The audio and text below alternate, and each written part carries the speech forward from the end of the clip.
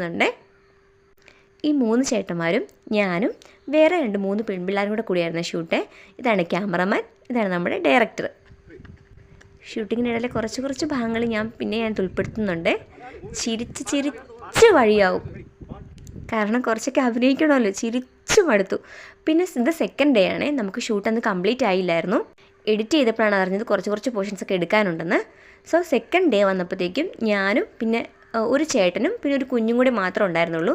ബാക്കി എല്ലാവരും ആലപ്പുഴക്കാരായതുകൊണ്ട് വരാൻ പാടായതുകൊണ്ടും നമ്മൾ അവരെ വിളിച്ചില്ല. സെക്കൻഡ് ഡേ പരുന്തുംപാറയിൽ വെച്ചിട്ടായിരുന്നു ഷൂട്ട്.